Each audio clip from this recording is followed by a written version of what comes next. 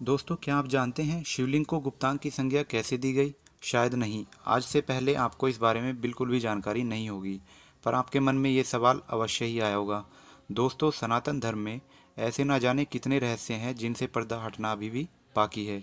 आज की यह वीडियो देखकर आपको अपने धर्म से जुड़ी एक ऐसी सच्चाई के बारे में पता चलेगा जिसके बारे में आप अब से पहले तक बिल्कुल भी नहीं जानते थे। वीडियो शुरू करने से पहले मैं आपको बता दूं कि अगर आप ऐसी ही रोचक, महत्वपूर्ण और ज्ञानवर्धक जानकारी हर रोज़ देखना चाहते हैं तो इस चैनल को सब्सक्राइब अवश्य कर लें और साथ में बेल आइकन भी दबा दें ताकि हमारी हर नई वीडियो आप तक सबसे पहले पहुंचे। शिवलिंग। दोस्तों, शिवलिंग जो कि शिव जी का प्रतीक होता है, इसके बारे में ना जाने क्या क्या कहानियाँ सुनाई जाती हैं, पर सच्चाई के बारे में कोई नहीं जानता।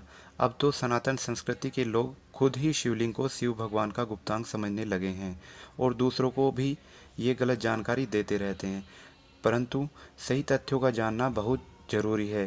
कुछ लोग शिवलिंग की पूजा की आलोचना करते हैं, छोटे छोटे बच्चों को बताते हैं कि हिंदू लोग लिंग और योनि की पूजा करते हैं। उन मूर्खों को संस्कृत का ज्ञान नहीं होता और अपने बच्चों को सनातन संस्कृति के प्रति नफरत पैदा करके उनको आतंकी जैसा बना देते हैं, जबकि संस्कृत सभी भाषाओं की जननी है और आपको पता होना चाहिए कि संस्कृत को देववाणी भी कहा जाता है। लिंग का अर्थ संस्कृत में चिन्ह प्रतीक होता है, चिन्ह अथवा प्रतीक होता है, जबकि जननेंद्रिय को संस्कृत में शिशिन कहा जाता है। शिवलिंग का अर्थ होता है शिव का प्रतीक, पुरुष लिंग का अर्थ होता है पुरुष का प्रतीक। इसी प्रकार स्त्रीलिंग का अर्थ होता है स्त्री का प्रतीक। अब यदि जो लोग पुरुष लिंग को मनुष्य की जननेंद्रिय समझकर आलोचना करते हैं तो वो यह बताएं कि स्त्रीलिंग के स्त्रीलिंग के अर्थ के अनुसार स्त्री का लिंग होना चाहिए या नहीं। शायद आपके पास इसका जवाब नहीं होगा। चलिए विस्तार से जानते हैं। शिवलिंग वातावरण सहित घूमती धरती तथा सारे अनंत ब्रह्मांड की धुरी ही लिंग है, क्योंकि ब्रह्मांड गतिमान है। शिवलिंग का अर्थ लिंग या योनि नहीं होता।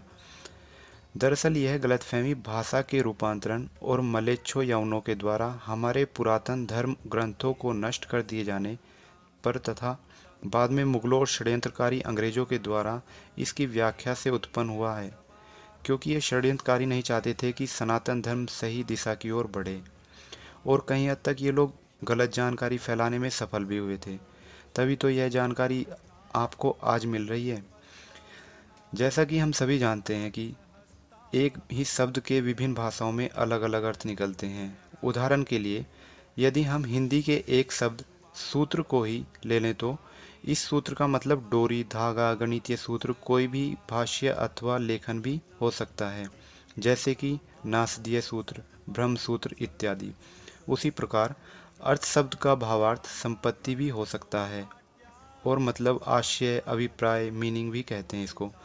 ठीक बिल्कुल उसी प्रकार शिवलिंग के संदर्भ में भी लिंग शब्द से अभिप्राय, चिन्ह, निशानी, गुण, व्यवहार या प्रतीक होता है। इसे कई अन्य नामों से भी संबोधित किया गया है, जैसे प्रकाश स्तंभ लिंग, अग्नि स्तंभ लिंग, अग्नि स्तंभ लिंग, ऊर्जा स्तंभ लिंग। आपकी जानकारी के लिए बता दें कि ब्रह्मांड में दो ही चीज़ें हैं, ऊर्जा और पदार्थ। हमारा शरीर पदार्थ से निर्मित है और आत्मा ऊर्जा से। आपने विज्ञान का यह सिद्धांत तो जरूर पढ़ा होगा, E=mc²। इसी प्रकार शिव पदार्थ और शक्ति ऊर्जा का प्रतीक बनकर शिवलिंग कहलाते हैं। वास्तव में कहा जाए तो शिवलिंग हमारे ब्रह्मांड की ही आकृति है। अंग्रेजी भाषा में भी एक कहावत है, the universe is a sign of Shivalingam. शिवलिंग भगवान शिव और देवी पार्वती का आदि अनादि एकल रूप है तथा उनकी समानता का प्रतीक भी है। अभी तक आपको समझ आ गया होगा कि शिवलिंग का वास्तविक अर्थ शिव का प्रतीक है, ना कि गुप्तांग।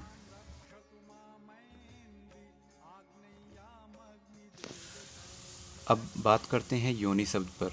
आपने कहीं ना कहीं सुना होगा, जैसे मनुष्य योनि, पशु योनि, पेड़ पौधों की योनि, जीव जंतु योनि, पर इस बारे में शायद नहीं जानते होंगे। योनि शब्द का संस्कृत में अर्थ होता है प्रादुर्भाव या प्रकटीकरण। मतलब कोई भी जीव अपने कर्म के अनुसार विभिन्न योनियों में जन्म लेता है, किंतु कुछ धर्मों में पुनर्जन्म की मान्यता नहीं है। इसलिए योनि शब्द के संस्कृत अर्थ को ही वो लोग बिल्कुल भी नहीं जानते। जबकि हिंदू धर्म में 84 लाख योनियां बताई जाती हैं। मतलब एक जीव दुनिया में 84 लाख प्रकार के जन्म ले सकता है। यहाँ तक कि अब तो वैज्ञानिकों ने भी मान लिया है कि धरती में 84 लाख प्रकार के जीव जैसे पेड़ पौधे, कीट, पक्षी, जानवर, मनुष्य आदि होते हैं। मनुष्य योनि, पुरुष और स्त्री दोनों को मिलाकर मनुष्य योनि में जन्म होता है। अकेले स्त्री या अकेले पुरुष के लिए मनुष्य योनि शब्द का प्रयोग संस्कृत में कहीं भी नहीं होता।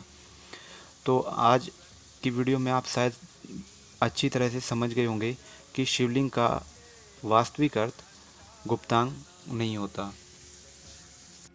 और अंत में हमारी सभी शिव भक्तों, हिंदू सनातन प्रेमियों से हाथ जोड़कर प्रार्थना है कि यह दिव्य जानकारी अपने सभी मित्रों और परिवार के सदस्यों के साथ इस वीडियो के माध्यम से शेयर करें, ताकि सभी को यह महत्वपूर्ण जानकारी जरूर मिल सके। धन्यवाद।